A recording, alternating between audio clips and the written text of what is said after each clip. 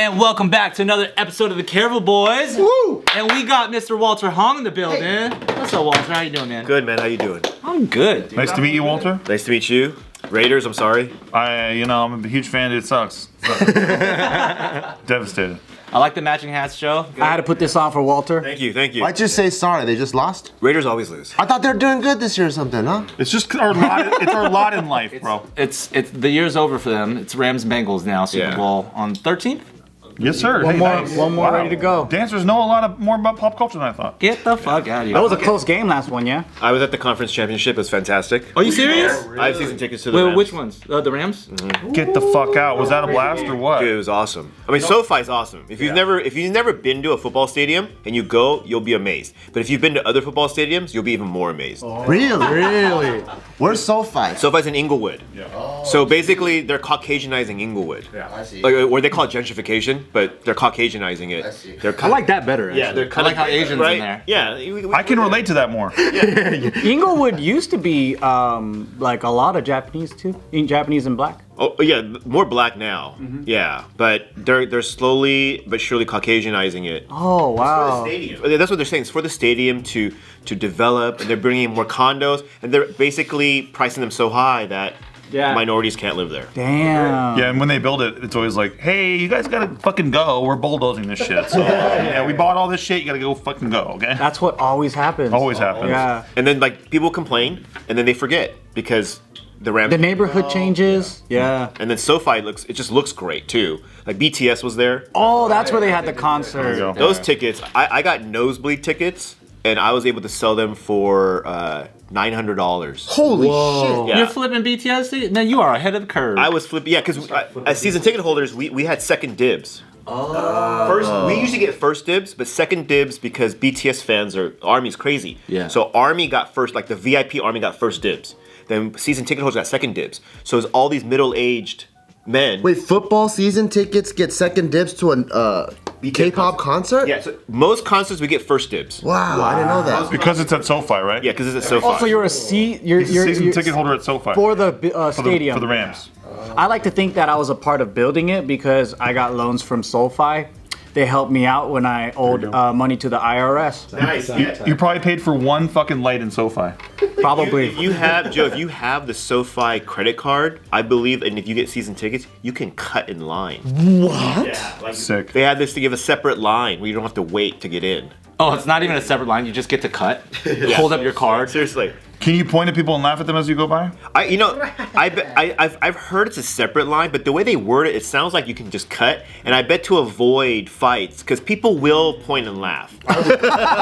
They will point and laugh. I like to turn and just go, stop being fucking poor. As you wear your Raiders jersey. Yeah. Big time. Yeah. What makes you like the Rams? Have you always liked the Rams? No, so when the Rams were here originally. It's LA team. They were in Anaheim originally, but I wasn't a fan then. Yeah. But then when they moved, I was like, I'm gonna be a fan. We used to have two football teams, Rams and Raiders, right? Yes. Yeah. When they were the greatest show on turf, were you a fan then? No, I mean I was like it was cool to watch. Yeah. But Because of the St. Louis thing, you were like, fuck these guys for now? yeah, and then when they moved back, I was like, I'm gonna be a fan. They're gonna be here.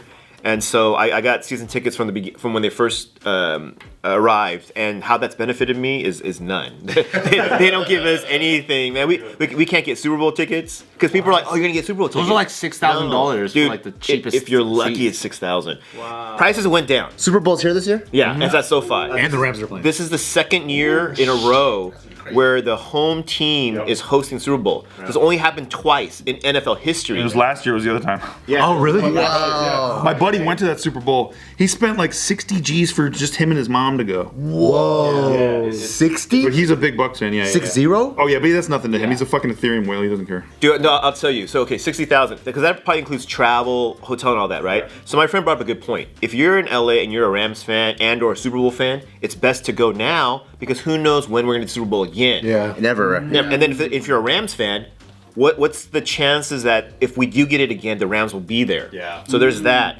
And we don't have to pay for hotel and plane travel and all food and all that. We're just going from home. So you're going for sure. I'm going to do my best to go. How much are you willing to spend? My heart says, dude, you could do 10, 15, right? Are you serious? My heart. But then my mind goes, 30. what you just said. Are you serious, dude?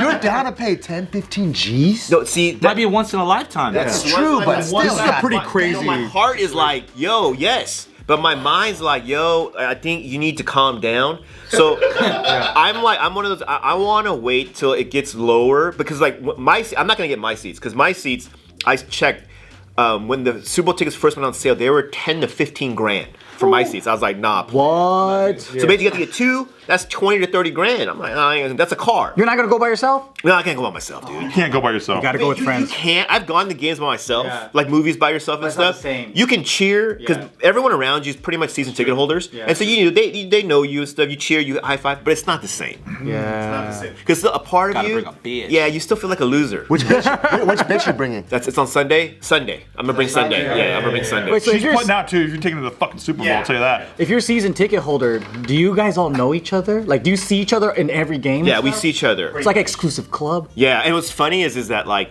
you rarely ask for people's names because you know you're not gonna remember. Yeah. So it's just more like, hey, what's up, man? Like, how you doing? And that's it. Like, there's no like. I'm cool hey, with what's that your kind name? of- I'm very cool with that. Yeah, Perfect I love like that. How much is a season ticket? It depends where your seats are. Mine's in the end zone because I love the Madden view. Oh, cool. So I'm at the second level from the top. And I love the Madden view because you can see the plays matriculate, like who's open. You can see all that. I love that. Because when you're on the 50-yard line, which is the view of TV, you can't see the plays matriculate. You only see them run, and you don't know if they're open. But where I'm sitting, you know exactly when someone's open. Damn, you know your shit, huh? Yeah, dude, I got to see Lamar Jackson 2 years ago at the Coliseum when they killed it. The Ravens killed us.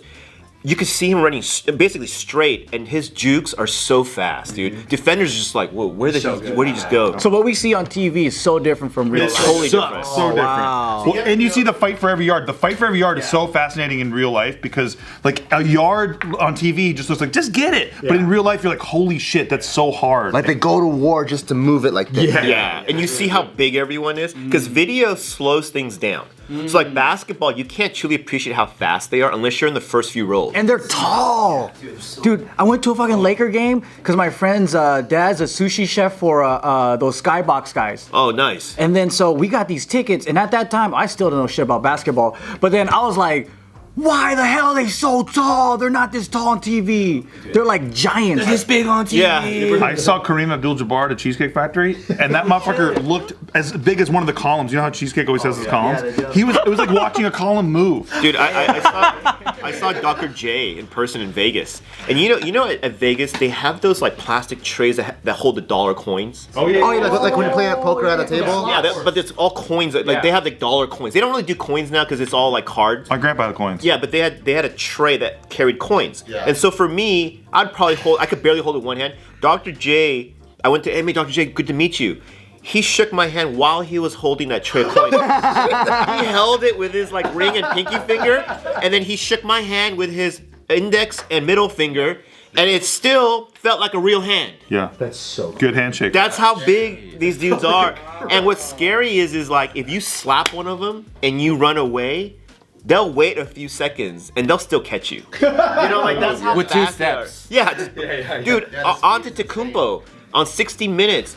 I don't know how they knew to ask him, but they go, how many steps does it take for you to get from one end baseline to the other end? Yeah. He goes, 6. That's so crazy. No. 6 steps. On a basketball court? On a basketball court. So Baseline one to run, baseline? Based on the baseline, so 6 steps. They had a crazy statistic like that with LeBron. When, like, a sports science with Yeah. him, they made him do the same thing, and he could travel from one end to the other in like 2 seconds. You know what I just realized? I'm fucking small, dude. I'm fucking small. You're a point guard. You're a point guard. Well, in the NBA. it's the height and the speed and the explosiveness. So when they're pushing, they're not landing until like over here. Are they like dream running? Yeah. You know when you dream run, you fucking float? Yeah. Have you played basketball with Khalif? Yeah, but he takes it easy on me. Yeah, but even when you play with him, so we have a friend that used to play in the Pro-Am League in like South America. And even for someone like him, and he's not even he wouldn't be considered a tall basketball. I'm taller than him. Yeah, he's like 6'3". But if he could like, he only maybe needs like 1 or 2 steps from the 3-point line to dunk. Dude, that's, yeah. Like only like 2 steps. And if the ball is flying up, like this guy's like getting his waist up to where the rim is. Yeah, and then he floats a little higher. after that. Yeah, wings come out and just like fly. Today's video is brought to you by Audible. It's a one app place where you can get all of your audio entertainment. And you know, I drive from Vegas to here all the time and back and forth. That's like a 4-hour drive. It is a 4-hour drive. Yeah. So I like to listen to things that help me grow. And also, when I'm at home, I don't have time to read because I have like this very small human being that takes up a lot of my time. Babies. So an easy way is through audiobooks. And I've been checking out this book, How to Win Friends and Influence People. It's one of the most recommended books out there because it actually teaches you how to not talk at people, but how to talk like with people. And that's one of the books that I've been listening to. And when they use the original author's voice, I always really like it because it feels like way more personal. I like to listen to Audible audiobooks while I'm working out because I feel like I'm multitasking. Oh, And I'm just wow. like, yeah, man, give me that pump. But at the same time, it's like talking about, you know, Buddhism or something relaxing or Yeah. whatever it is. But they have more than just audiobooks. They also have a podcasts. They have a comedy performances. They have many different types of media you can also enjoy. And if you're a member, you can check out one title of book every single month. They have bestsellers, the newest ones. You can, what's the new one that came out that everyone's listening or talking about? You can get caught up on that. And if you're a new member, you can check it out for 30 days for free. For free. So if this sounds interesting to you and you'd like to have all of your audio entertainment in one app, make sure you go check them out. Go to audible.com/offtherecord or text off the record to 500-500. That's audible.com/offtherecord or text off the record to 500-500. What celebrities did you see at SoFi? Yeah. So that's one thing with SoFi. I don't know if other stadiums do this or where they can, but LA at SoFi, they always show the celebrities at the games. Like they just put them on the Jumbotron. So the guy from Entourage was there. I never know his name, but he's Turtle. the manager guy. Turtle. Oh, E. Is it E? The manager guy? The white one? Yeah. He was there, and I guess he's BFFs with Leo DiCaprio, because Leo DiCaprio was there. And then Nina Dobrev from The Vampire Diaries, she was there. Dr. Dre is usually there. He's doing the Super Bowl Yeah, halftime they're doing show. Super Bowl. Who else was there? Did you see Mayor Garcetti? I did. Everyone's mad at him because he didn't wear a Magic mask. Johnson? Yeah. And he said he held his breath. He was like, oh, the picture was taken out. That is the funniest shit. Nikki just sent me that. He said he held his breath while taking a picture with Magic.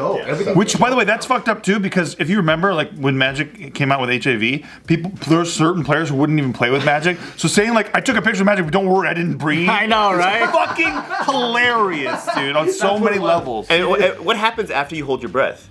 You have a large exhale. I know, right? So I really feel like maybe. Or does he put the mask on and goes, Thank God. My life source. You know they weren't wearing any I like that if the mayor says that, then are we allowed to? You know, are we allowed to go to a restaurant if you don't have a mask? I'm just going to hold my breath from here to the table. Yeah. As you're telling them. Walter, did you get to watch it with any celebrities, or were there any celebrities with you? Oh no. You mean you're asking with me? No. Okay, I got you beat then. Because, so I was at this restaurant at the Red Rock Casino with a buddy of mine who's in town. And no shit, we just get there, right?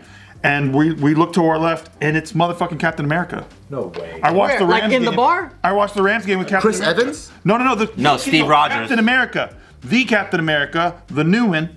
Chris Evans? No, what are you talking about? The new one. Anthony. Anthony Mackie. He hasn't seen that yet. Yeah, that's a spoiler. I just got caught up on the other shit. What the fuck? I'm sorry, I just spoiled it big time.